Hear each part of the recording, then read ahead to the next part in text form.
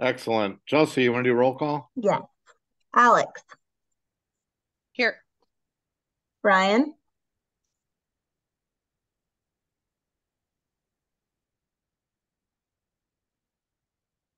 Present. perfect. David, Present. Dawn, Present. Kimberly. We have no Kimberly yet. Upekla, Present. Will, Present. and Lori is trying to join right now. Give me just a second.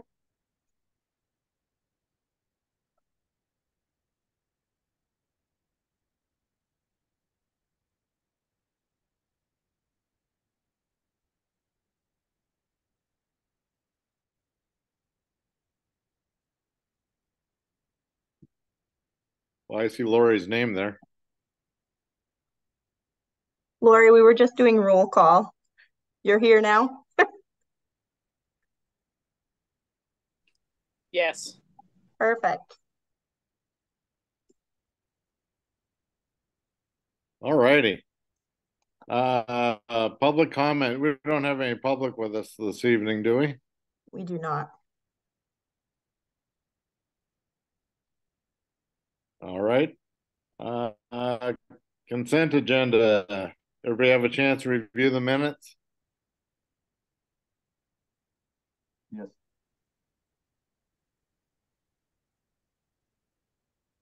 I move to Minutes? Yes, I reviewed Anybody? them. Motions? I move to approve the minutes from the last. I'll second Okay, that. Brian. Great. All those in favor? Aye. Aye. Aye. Opposed? Excellent. Motion carries. No new business. We got some old business though. Rochelle, why don't you lead it off?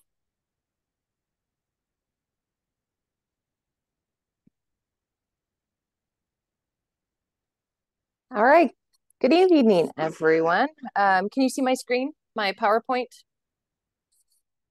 Did that show up? Perfect. Yep. Okay. Yes. Excellent.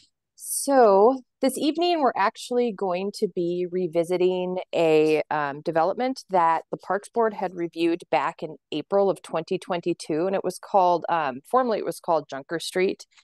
It has a better name now, and it's called Creekside Village Apartments. And the reason that I wanted to bring this back in front of the Parks Board is just a reminder and to go over why the Parks Board accepted fee in lieu versus parkland dedication. And then there is another pre-application conference that's scheduled for November 16th, 2023. And so just reminding the Parks Board of the previous conversation, reopening the conversation if the Parks Board would like to do so. So let me dive into this really quick. So as a reminder, this is the location of the future development, which is the Creekside Village Apartments. And before we had talked about some of the property around here, they've expanded this development slightly. So it's these three pieces of property. We do have a trail that exists that runs from Bruns down to Tupper Road. And then just here's the proximity to give you an idea of kind of where this location is compared to Tupper Park. And one of the highlights is the property's about a little over an acre, and the allowable density. So this developer could put anywhere from 10 to 20 units on the site. If we were to accept parkland dedication, it's give or take about 1.54 acres. And the fee in lieu would be approximately $212, 790 cents. No, $212,000 roughly. And this was updated, the fee in lieu was updated because when we had originally visited this in April, we had not had our fee in lieu adjustment that had gone through council. So this number has actually increased since we visited this last time in April. And here's the new site plan. And just to give you a reference of kind of where everything is laid out. So here's the Bruns Avenue. That trail kind of comes down and runs this way and connects with Tupper. And then here you have Junker Street, which would connect and run through. Right now, it kind of comes and goes like this up. This here is a shared outdoor recreational area, and it's approximately 800 square feet. And so just to kind of show you an idea of what the developer is hoping for a site plan. Back in October 13th of 2022, just a reminder again, the Parks Board approved fee in lieu instead of parkland dedication. It was approved 6-0. The reasons that were discussed during that meeting was the proximity to Tupper Park. And there was a consideration around the size of the parkland dedication because it's 0.154 acres. So a pretty small piece of property if they were to dedicate that to us. And then the Parks and Trails Master Plan does not call for any more mini parks. And here's a reminder of the size of parks. So a mini park is anything under an acre. And then according to our Parks and Trails Master Plan, there's no parkland that's required in that area. And then the other thing that we've talked about since then too is utilizing fee in lieu funds for future land acquisition. So those are just some of the talking points from the original meeting back in April of 2022. And then here's a snippet of our proposed park system. And this just is an illustration of where there's certain parks called out in the Parks and Trails Master Plan. And this area is approximately over here. It calls for some trails, but again, you can see that there's no park in this area because it's Tupper serves that area. And last slide, I believe. So based on the previous conversation and just reminding the Parks Board of this development, staff still recommends that the Parks Board considers fee in lieu for this. And again, just a reminder, the fee in lieu would be the $212,000.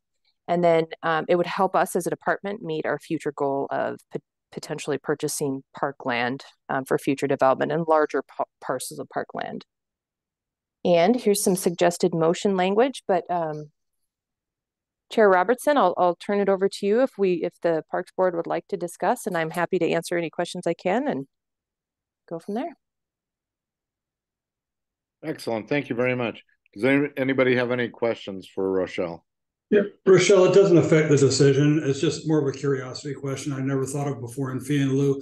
Fee in lieu is the same whether it's a residential or whether it's an apartment. Is that true? The percentage per acre?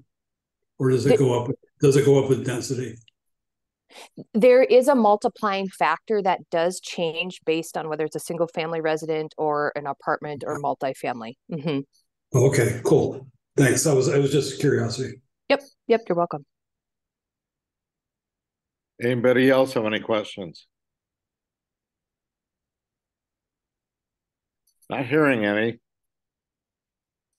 For me, I'm pretty comfortable with our initial decision. It's 1/10 of an acre is, just slightly more than 4,000 square feet. So I really don't see any value on us taking that, especially when we have a nice little neighborhood park that's soon to get a new playground on it, correct?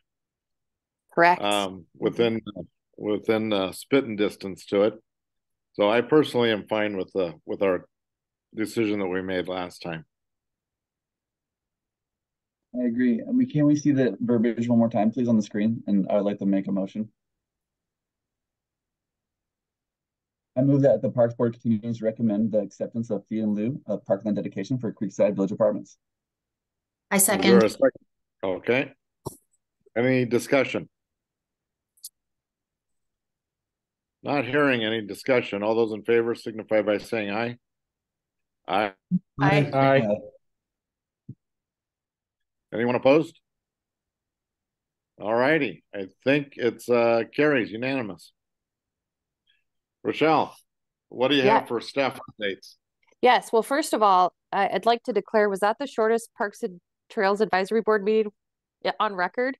That's We're fantastic. not done yet. No, We okay. still got to... I won't ramble. I'll do a quick update. So Winterfest is definitely in the works. We have Tiana and her team are approximately, this is their third week of installing lights at Meinig, doing the lights along Pioneer. They're hanging garland today. And so just a quick shout out to Tiana and her team because they've just, it's been incredibly amount of work that they've been doing this year, and it's going to be a wonderfully improved experience. So kudos to Tiana and her team. Quick update on the demolition of the aquatic facility and the old Cedar Ridge Middle School. The invitation to bid was advertised yesterday, and we're receiving some interest from some contractors who potentially would like to bid on that. We do have a pre-bid mandatory walkthrough next week, and bids will be due November 30th for that demolition project. Another exciting piece of news is if the schedule goes as anticipated, we will be advertising the invitation to bid next week for the park project construction for the community campus park. So that is another really exciting milestone that is quickly approaching. So lots of things coming to fruition at the same time. We did have a group, and Tiana, I hope I'm not stealing all your reports, but we did have a group that volunteered to pick up the glass at the Cedar Creek Trail. So the rumors are true that that's a former dump site, and it was about 6-7 volunteers. Some great pictures. Definitely the volunteers made a difference as far as just picking up some of the glass so we can go down there, and Tiana's team with Ant Farm will be building a small retaining wall to add some soil to backfill, and so we'll start adding the gravel and compacting that and finishing that trail. The bridge is, I think it's almost complete, if not complete. And we hope to do a grand opening of that trail. I would have to say, probably in the next month and a half, 2 months. So that's coming down the line as well. And then the park naming project is currently underway. There is a survey out for people to vote on the final 3 names.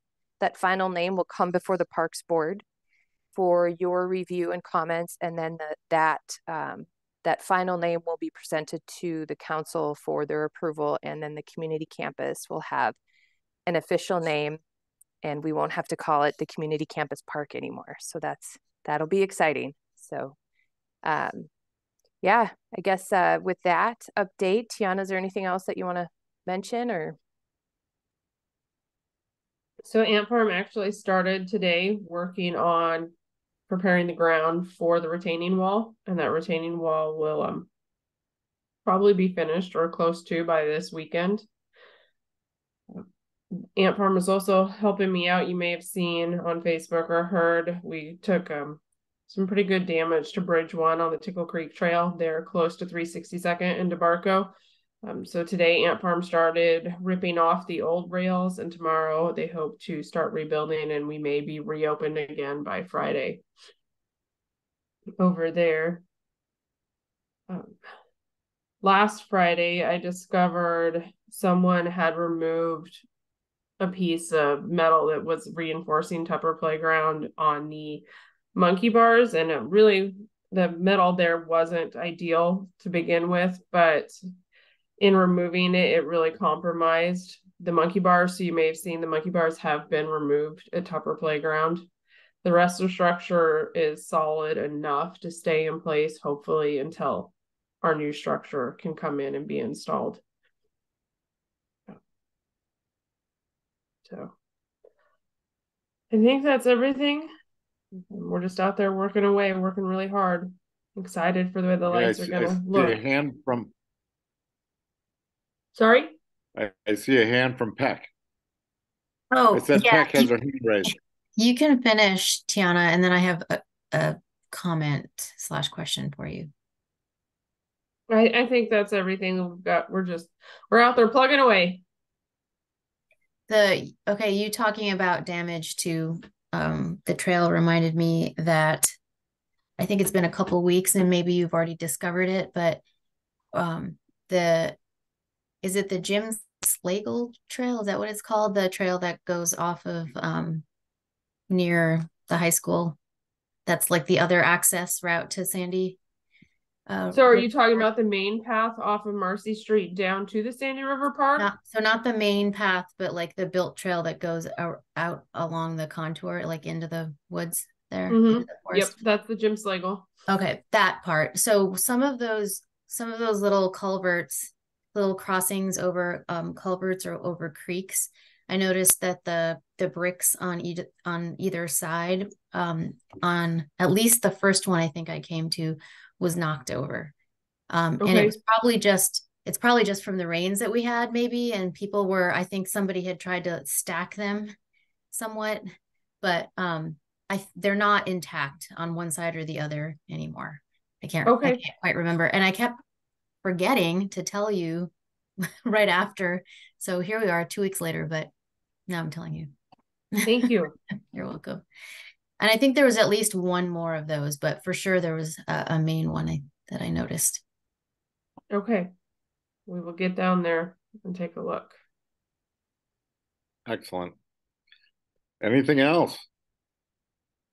I saw today crews out putting up the garland on some of the electrical poles along what is it, Pioneer Street?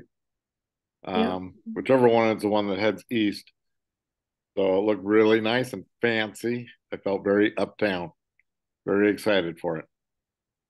Rochelle, Really got anything nice. else for us? It will be I nice. don't. I do not.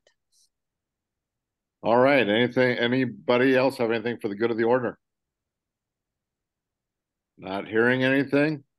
Meeting adjourned. See you in a Good month. Good night, everybody.